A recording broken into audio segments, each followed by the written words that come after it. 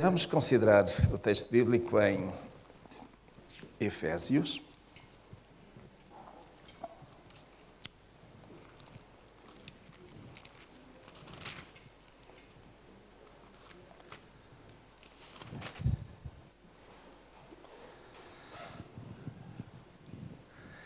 Efésios capítulo 1, nós tínhamos considerado até ao versículo 14, vamos agora para o 15.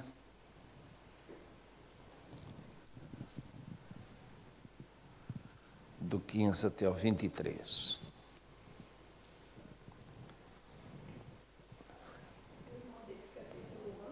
Capítulo 1.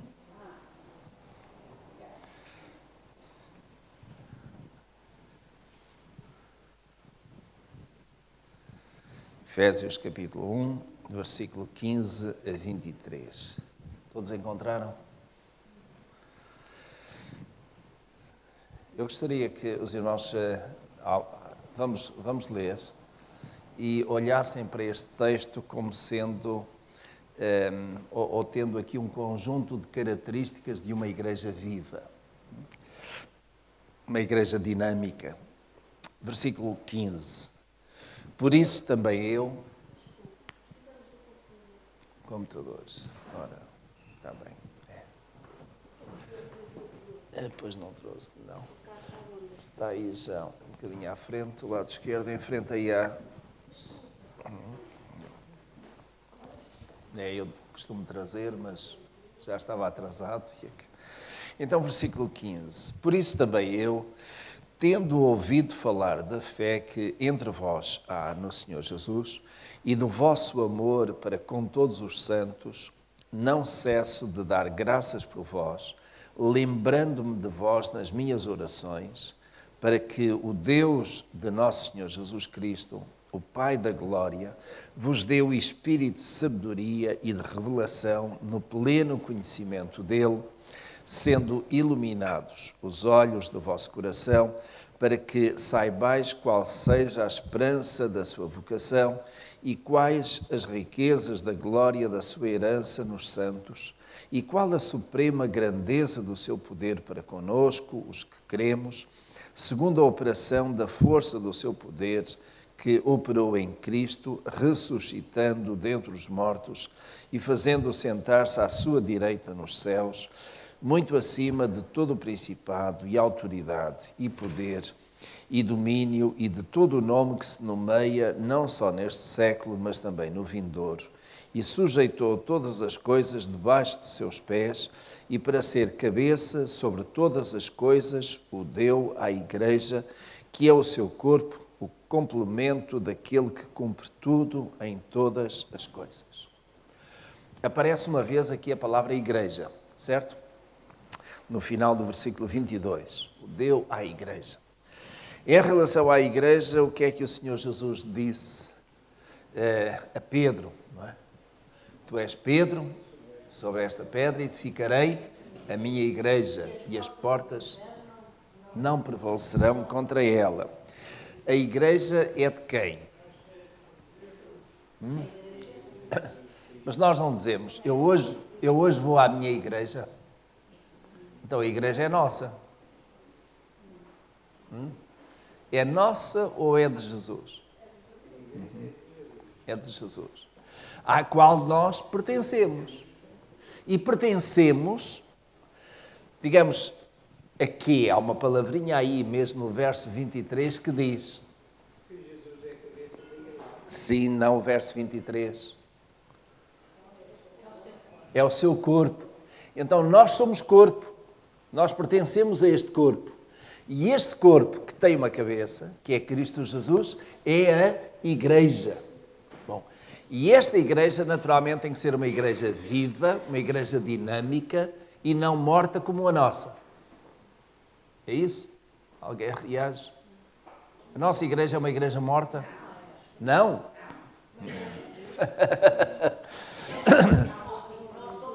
Só para ver se os irmãos reagiam aí, né? Igreja viva. Agora, podemos ser uma igreja mais viva, mais dinâmica do que aquilo que somos. E aquilo que o apóstolo Paulo teve a preocupação ao escrever à igreja em Éfeso foi de apontar algumas características de uma igreja viva, de uma igreja dinâmica, de uma igreja que é pujante na sua força. E eu encontro aqui, meus irmãos, 7 características de uma igreja viva. E nós vamos olhar para cada uma delas. Começando no verso 15, encontramos 2 características. A primeira é fé, não é? É fé. Por isso também eu, tendo ouvido falar da fé que há entre vós, no Senhor Jesus. E aqui Paulo até deixa clarinho. É uma frase pequena, mas bem objetiva. Fé, sim, já lá vamos, mas fé no Senhor Jesus. E a fé é a primeira característica, é aquilo que nos faz, de certo modo, dar o passo e unir à igreja.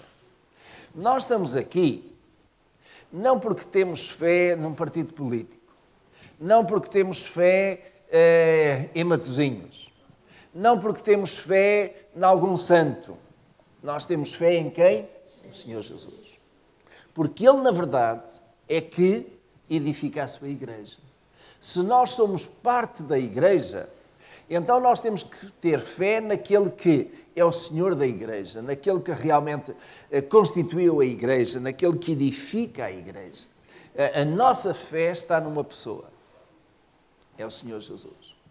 E quando digo uma pessoa, não excluo de modo nenhum Deus Pai e Deus Espírito Santo. Não. Mas a ideia aqui é fé em quem? Fé no Senhor Jesus Cristo. Porquê? Porque foi Ele que morreu na cruz do Calvário por mim. E por causa disso me resgatou. Por causa disso me redimiu. Por causa disso me salvou. Não é? Então é essa fé.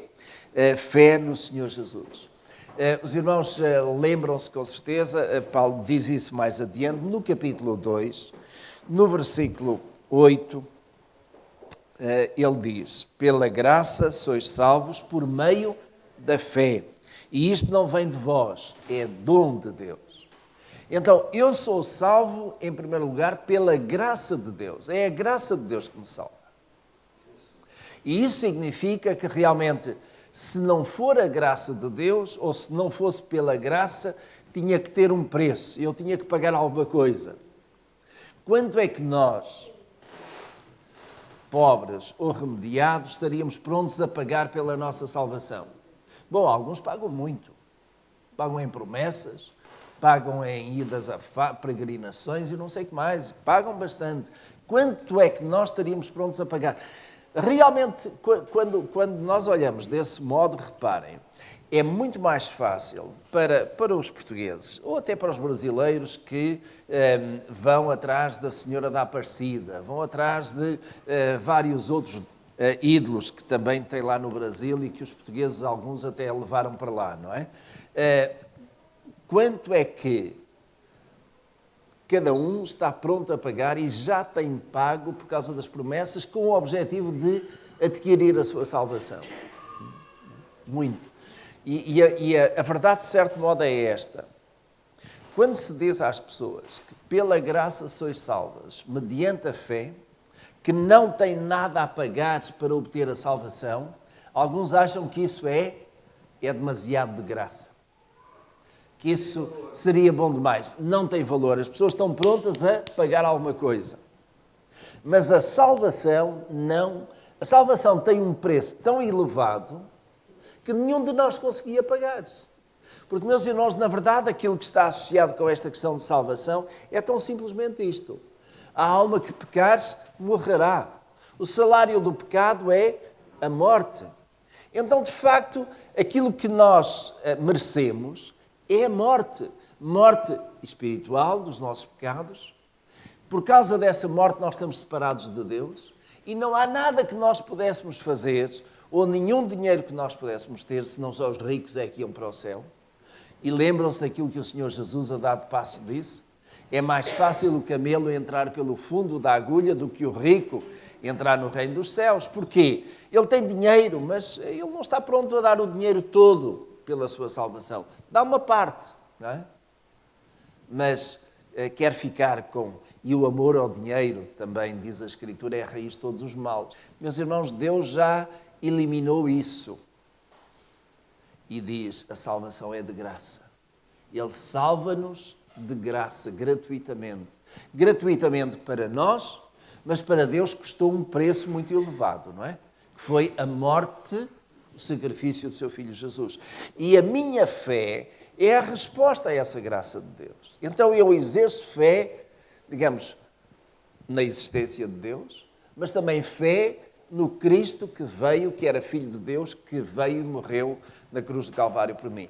Ainda naquela conversa que Jesus teve com os seus discípulos, quando ele diz, tu és Pedro e sobre esta pedra edificarei a minha igreja, ele a dado passo, digamos, marcou bem a posição.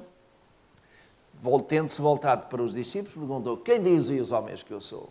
Há uns dizem que tu és Elias, outros que és aquele profeta, ou outro, e vós quem dizeis que eu sou? E a resposta pronta de Pedro foi, tu és o Cristo, o Filho do Deus vivo. E essa é a fé.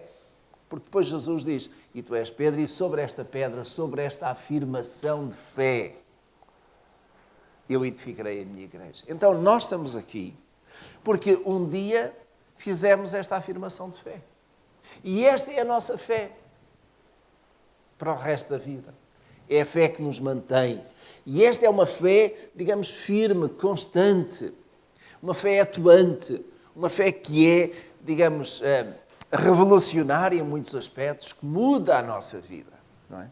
Porque nós cremos naquele que tem a chave do reino de Deus, tem a salvação. A segunda característica de uma igreja viva, qual é? Está no verso 15 ainda. Amores. Amores. E do amor para com todos os santos. E os irmãos sabem que, de facto, pelo amor conhecido é o cristão, não é? Jesus claramente mostrou amor e demonstrou amor de uma forma extraordinária. Não há maior amor do que este, que alguém dar a vida pelos seus amigos. Amai-vos uns aos outros como eu vos amei a vós. Mestre, qual é o grande mandamento? E o que é que Jesus disse? Ou quais são os mandamentos? 2 mandamentos. Amai ao Senhor sobre todas as coisas e ao teu próximo como a ti mesmo. O amor está lá na base. Então, meus irmãos, eu quase que direi que fé e amor são características fundamentais do cristão. Fé e amor. E amor aqui para com todos os santos. Nós amamos uns aos outros. E é interessante, nós amamos porque amamos a Deus porque Ele nos amou. Ele nos amou primeiro, não é? Mas amamos também uns aos outros. Um dos historiadores dos tempos do Império Romano, do primeiro século, quando os cristãos estavam de facto a ser perseguidos, quando os cristãos acabavam por ser levados para as masmorras e tudo mais, acabou por escrever em relatório ao imperador nestes termos: vede como eles se amam. Ele relatava que a característica fundamental que ele encontrava nos cristãos era o amor. Vede como eles se amam. E ele fazia relatos do amor dos cristãos. E esse amor é uma característica nossa. Verso 16, não cesso de dar graças a Deus por vós, lembrando-me de vós nas minhas orações, para que o Deus de nosso Senhor Jesus Cristo, o Pai da glória, vos dê o quê? Espírito de sabedoria. Temos aqui uma terceira característica, ou seja, é a fé como alguma coisa que não se vê, mas que está relacionado com a nossa confiança, com a nossa entrega, com a nossa dependência, mas depois vê-se no amor. O amor é a expressão da fé. O amor, de certo modo, para o cristão é a manifestação de que Deus está em nós e que Deus trabalha em nós. Mas a oração de Paulo é que Deus dê àqueles que têm fé e amor o quê? O espírito de sabedoria. E para que é que nós precisamos do espírito? Sabedoria e revelação. No pleno conhecimento dele. Então os irmãos vejam, e eu faço esta pergunta. Algum irmão aqui ou irmã é capaz de dizer: eu já conheço tudo acerca de Jesus? Não. Mas desejamos conhecer, não é? Pleno conhecimento, pleno significa o quê? Total, cheio. A orientação mais direta é cheio. Um copo que está pleno está cheio, não cabe mais. Então, o objetivo é que o nosso conhecimento seja pleno, seja completo, seja cheio. Nós somos sábios. Somos sábios. Conhecemos coisas acerca de Jesus? Conhecemos. Importantes? Muito importantes. Conhecemos tudo? Ainda não. O apóstolo Paulo debatia-se exatamente com isto. Hoje vemos por enigma. Mas amanhã, ou um dia, haveremos de ver, de conhecer como somos conhecidos. E a ideia de sabedoria está aqui relacionada com este conhecimento. Mas reparem, há um outro aspecto aqui também. Eu já dou a palavra ao irmão Mérito. É que este espírito de sabedoria é aquilo que nos leva a, com base no conhecimento bíblico, a tomar as decisões certas. Para que é que eu quero sabedoria? Eu quero sabedoria para saber aquilo que está certo e que está errado. Fazer as escolhas acertadas. Podem não ser as escolhas acertadas aos olhos dos homens, mas são as escolhas acertadas aos olhos de Deus. Porquê? Porque importa mais agradar a Deus do que aos homens. Importa buscar a vontade de Deus. Não é? Então, Paulo orava, e de certo modo esta oração, digamos, veio até nós, para que Deus nos dê, e eu oro assim também, e os irmãos devem orar, para que Deus nos dê o espírito de sabedoria e revelação. Digamos, são ali duas partes que estão muito próximas, mas uma ligada com a outra. Sabedoria é ser capaz de não apenas conhecer, mas de usar bem o conhecimento. Eu sou sábio se tomar as escolhas certas, se fizer aquilo que é reto. Mas às vezes o meu conhecimento é limitado. Então, daí a outra parte do espírito da revelação, para que aquilo que eu ainda não conheço acerca de Jesus, eu venha a conhecer. E na medida em que eu conheço mais e mais do conhecimento de Jesus, eu estou mais apto a tomar as decisões certas e sábias. Ninguém, do modo geral, ninguém é capaz de tomar uma decisão certa se não estiver com base na informação necessária. Não é? Eu preciso ter informação para decidir, porque às vezes olhando para 2 ou 3 alternativas, elas parecem-me iguais. Qualquer delas me parece boa. Qual delas é que eu vou escolher? Mas à medida que eu vou conhecendo mais informação, então eu aí acabo por dizer, não, esta aqui tem uma cláusula ou tem uma condição que não me interessa.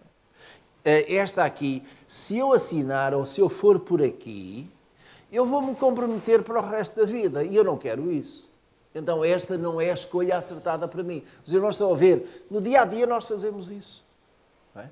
Agora, em termos espirituais, em termos da nossa vivência, nós precisamos do conhecimento de Jesus para tomar as decisões certas. Sim, irmão Américo, agora é que terminei o meu pensamento. Eu lembrei-me logo daquele pé. A fé é o princípio de toda a sabedoria. Mas não é isso que diz. É o temor ao Senhor. O temor ao Senhor é que é o princípio de toda a sabedoria. O irmão estava encarrilado na fé, não é? Mas o temor ao Senhor também obriga a ter fé, não é? Porque eu tenho fé, eu temo ao Senhor. Porque eu conheço, não é? Quem é o nosso Deus e que diante dele eu devo estar com temor e tremor. Mas é de facto isso. Então já encontramos quantas características? 3. Fé, amor, sabedoria. Verso 18. Encontramos aí uma outra. Sendo iluminados os olhos do vosso coração, para que saibais qual seja a esperança da sua vocação e quais as riquezas da glória da sua herança nos santos. Então, qual é uma outra característica da igreja? A minha tradução diz entendimento. Entendimento. Os olhos do vosso entendimento. Está bem, está bem. Iluminados, não é? Os olhos do vosso coração, do vosso entendimento. Às vezes a palavra de Deus coloca coração por entendimento, a ideia é semelhante aí. Mas a característica que está aqui é fé, é esperança. Nós como cristãos temos esperança. Qual é a nossa esperança? Sim. Um dia? Estamos de frente ao Senhor Jesus, pelo passo a passo, na confiança. Sim. Deus que meu conhece. Mas não é só isso. Os que não creem também vão estar lá. A nossa esperança é que, na sequência do que o irmão está a dizer, é quando eu estiver face a face com Deus, eu não vou ser condenado, não é? Porque já não há mais condenação para aqueles que creem, não é? Então, diante do Senhor, no dia do juízo final, a minha esperança é esta. Aparta-te para aqui para a vida eterna, para o gozo do teu Senhor. Essa é a minha esperança. Meus irmãos, todos aqueles que nós temos levado ao cemitério, e eu digo que temos levado, vamos acompanhando, não é? Aqueles familiares, ou amigos, ou colegas de trabalho, que nós levamos ao cemitério, um dia vão estar diante do tribunal de Cristo. Mas alguns fecharam os olhos aqui, sem qualquer esperança, até sem qualquer fé na existência de Deus. Simplesmente dizendo, Deus não existe. Aquilo que se leva desta vida é o que nós comemos e bebemos e folgamos. Como, aliás, também Jesus já tinha dito, não é? Alma, come, bebe e folga, porque amanhã morres, não é? Alguns vivem esta vida sem esperança. E no meio das crises, no meio das dificuldades, são pessoas tremendamente angustiadas. E, de certo modo, muito ansiosas. Porquê? Porque não têm a esperança de que Deus está connosco, que Deus é capaz de transformar as nossas crises, as nossas angústias, as nossas tribulações em vitórias. Os irmãos creem, têm experimentado, quem é que aqui tem experimentado Deus ter virado uma crise, uma dificuldade em vitória? Quem? Amém. Essa é, de facto, a esperança do crente. Quando nós oramos porque alguém está doente, qual é a nossa esperança? É que Deus traga a cura, traga a bênção, não é?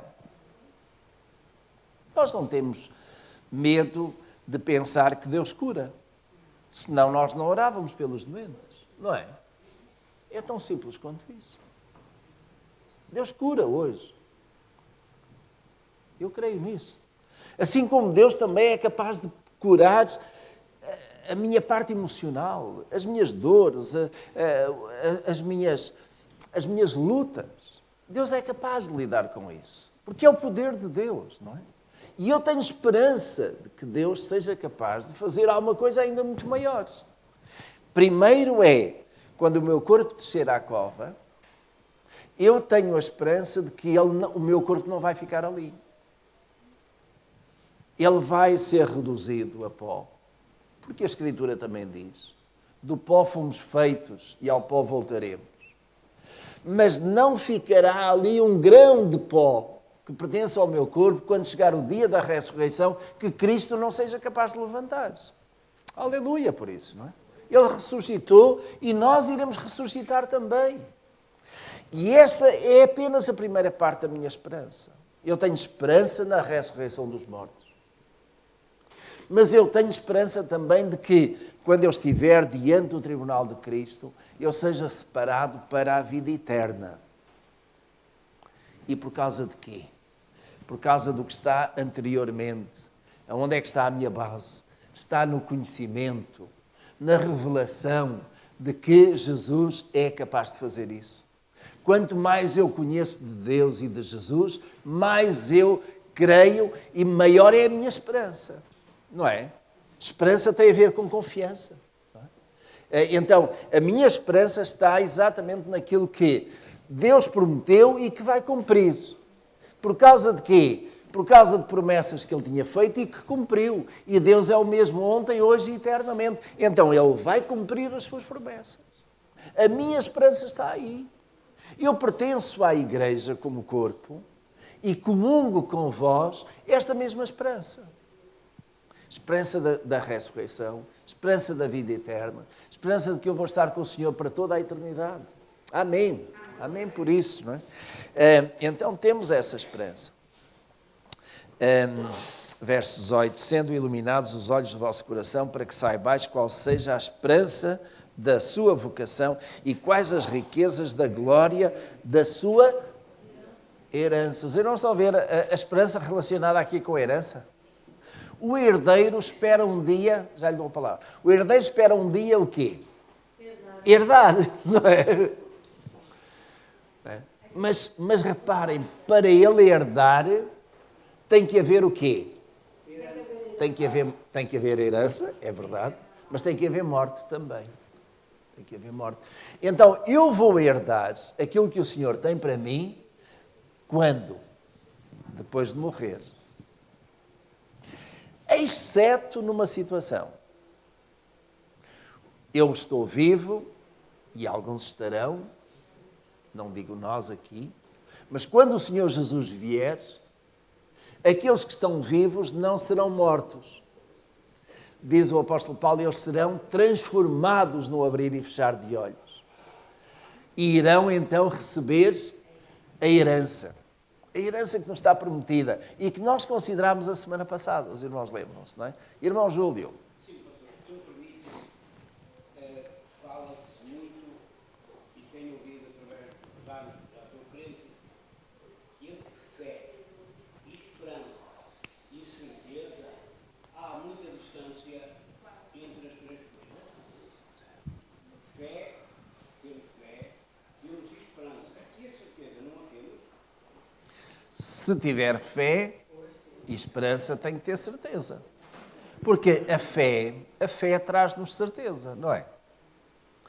Eu tenho fé porque acredito que vai acontecer. Daí falar em esperança e fé continuadamente reside em um problema que, se calhar, há alguma dúvida até chegado neste ponto de deixar a fé e a esperança reinar em cada um. E sim, porque já temos a certeza.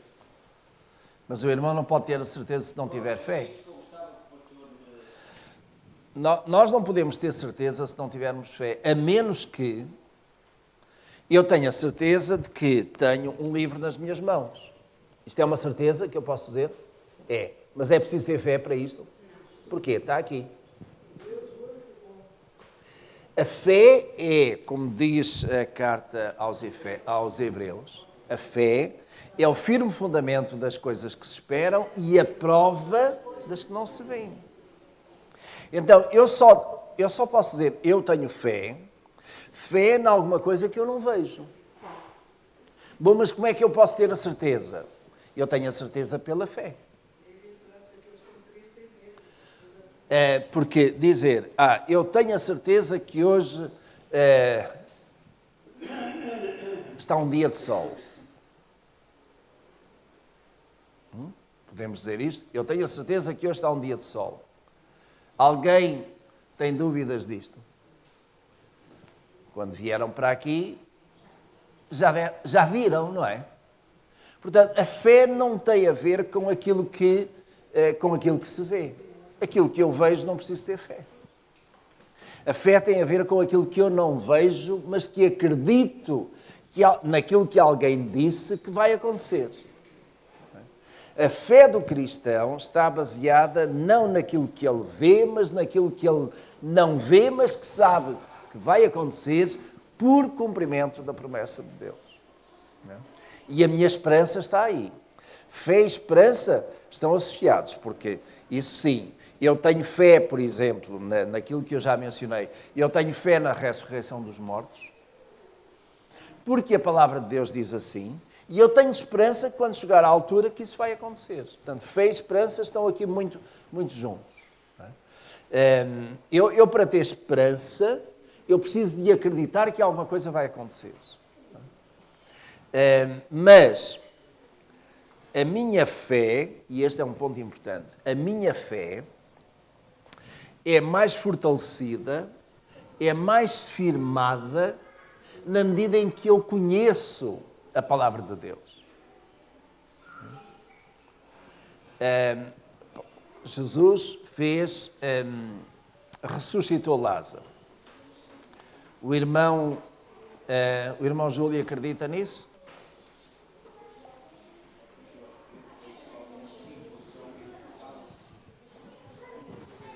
Espera aí. Fecha essa porta. Ou precisam vir para aqui? Fecha.